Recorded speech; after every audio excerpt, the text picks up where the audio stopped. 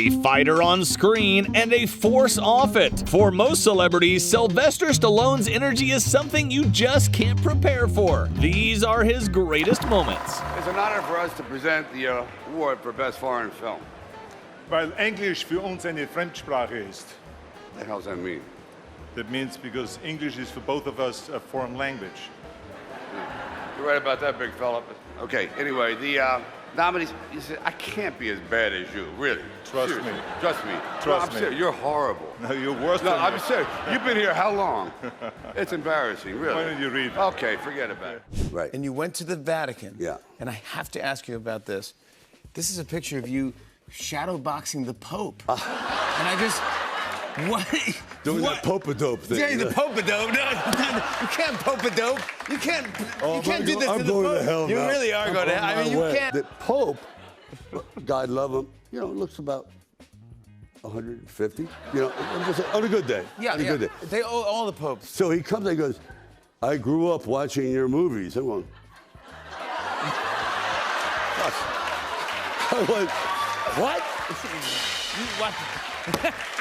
You're like, let's go. Come on, let's do it right now. Come on. You want to watch my movie? During the filming of Creed, Stallone was secretly holding on to footage that Michael B. Jordan never wanted anyone to see. Were you knocked out at this stage? Not knocked out, but I was definitely smelling the ground for a lot longer than I wanted. You were snoring. I was So you saw this. down. Did you see him get knocked down? He instigated. He He's was the reason sleeping. why I got hit. He was dreaming. He was counting sheep. Yeah, I was out. But he popped right up. Yeah. Said, when do we start? I go, you were knocked out. Oh, no, man, let's do it No, again. and we didn't even get that one It was because just Tony's practice. glove was in the way. It was crazy. Are we rolling? No. We've got some footage. Oh, good. So we've got some You footage. I gotta haven't see seen this. This this. was on a phone or something. So this wasn't part His of the film phone. even. He was sitting there. It was on your phone. I just had to get this on film. Background watching and action.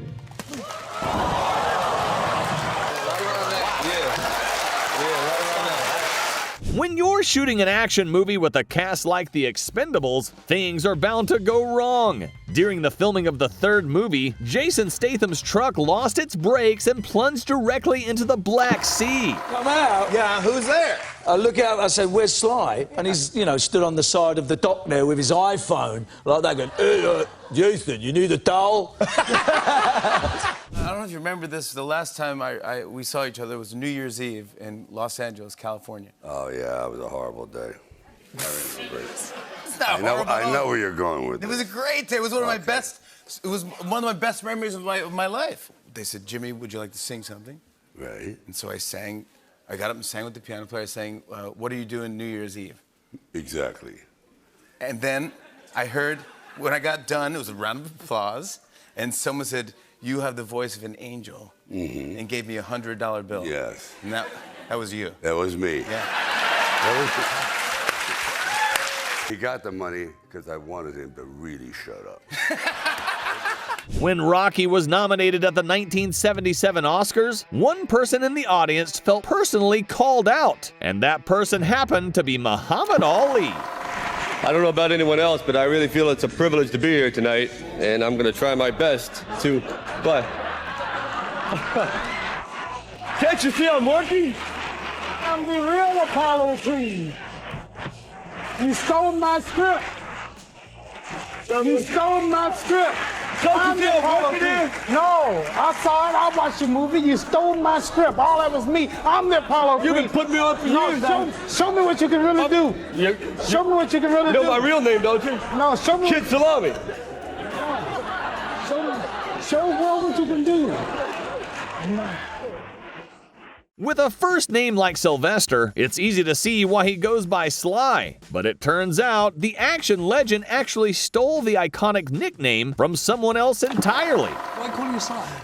Sly, yeah. Is that okay? Well, I stole it from Sly and the Family Stone. His name was Sylvester. And I thought, you know, Sylvester gets rough because that's when the cat was in full-blown fame. Yeah. And everywhere I go, I thought, putty tat, I did. Play Sylvester. I was getting, like, really aggravated, you know, with that name. So eventually, all of a sudden, the guy came Sly. I went, oh, you're my hero, pal. He figured out how to make something cool out of Sylvester. And you're good at that voice. Thanks. From the time I was about 13 years old, I used to have a kind of fantasy or dream about Mr. Stallone being my father.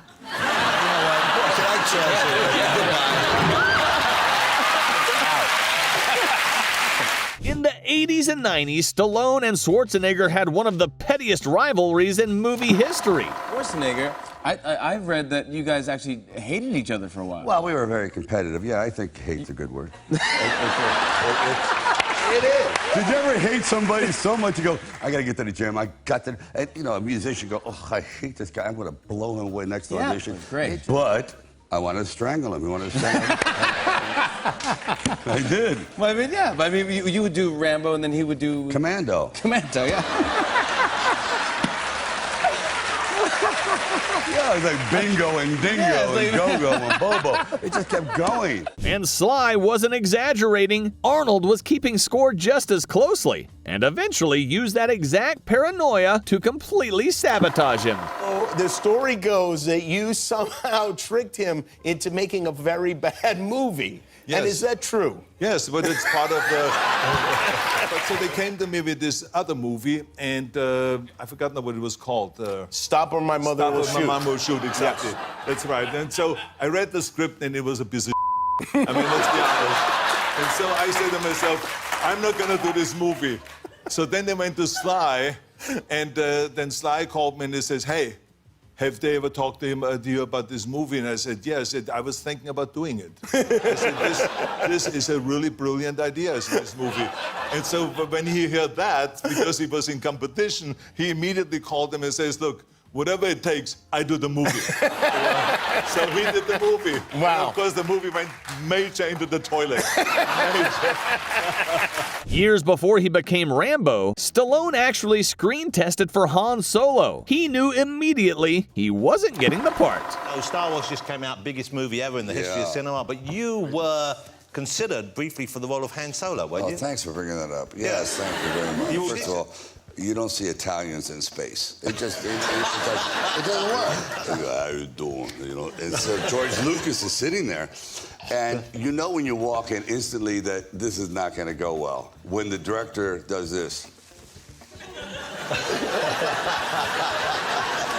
Eventually, I said, you know what?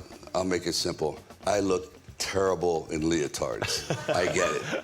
And he goes, thank you. And he Stallone's tough guy persona makes a lot more sense when you realize his mother used to manage a very specific kind of female wrestling team. You were a young man. Yeah. She used to manage a group of lady wrestlers. Boxers. And wrestlers. Yes, you're right. Wow. So did you see much of that side? Did you come home and were they ever in the house? Did you go and see this?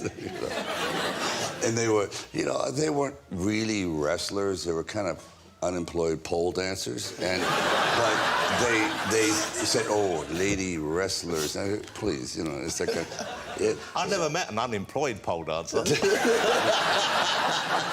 Age is a state of old mind. I mean, it's it gets to a point where if you get old enough, you forget how old you are, and that's the best thing, is that you walk around kind of like in a fog. So you really don't know how old you are. That's what's beautiful. Until you find yourself watching Teletubbies drunk one night, and you realize, I'm really effed up.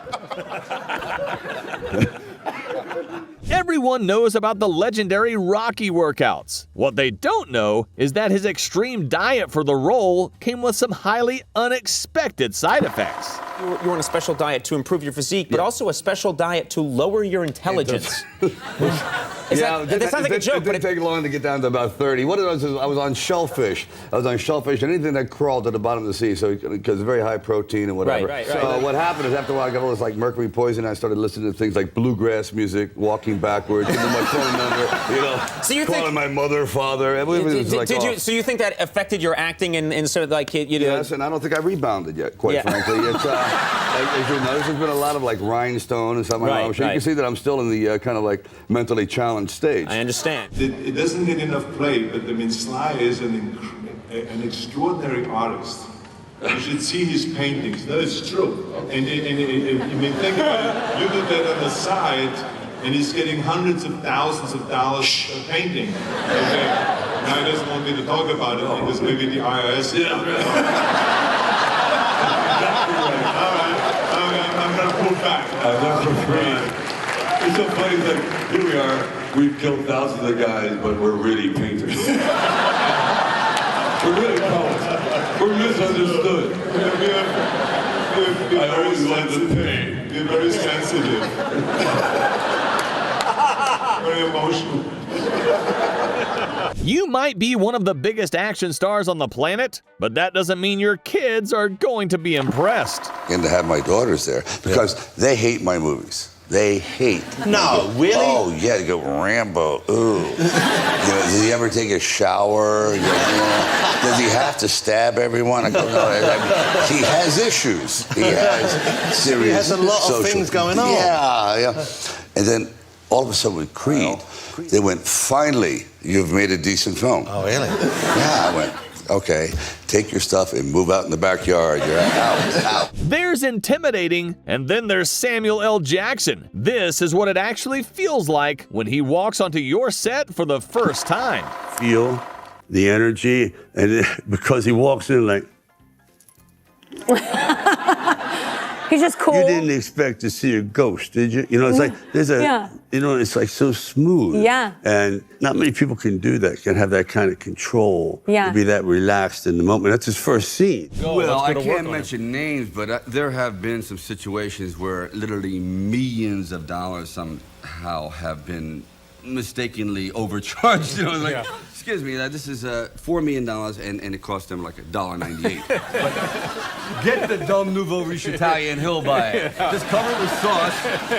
Put sauce on it, he'll buy it. Dolly Parton might be known for her sweet, wholesome image, but when she tried to frame her cheap shopping habits as a generous family outing, Stallone immediately cut through the crap. Up and down the aisles, we'd go like about 2 o'clock in the afternoon, and they get all their school clothes, and they love it. It's like they get to, you know, to spend like hundreds of dollars and everything. She's it's cute, good. she's talented, but she's definitely cheap, okay? That's cheap. I would take them Let's just tell her like it is. I would take if them she to had a Big box K. of cough drops, she would stand outside till she got a cold. Oh, no! So she could use Is them, that all right? true? I mean, she's tight, all right? Is that true? If you ever wondered how action stars make those punches look so real, Stallone broke down the secret with Jimmy Fallon. Well, you got to put a little water in your mouth, because what I'm going to do is I'm going to lay it on you. If you get close, I will break your jaw. I mean, I'm just telling you right now. That's a sip little of water in there, right?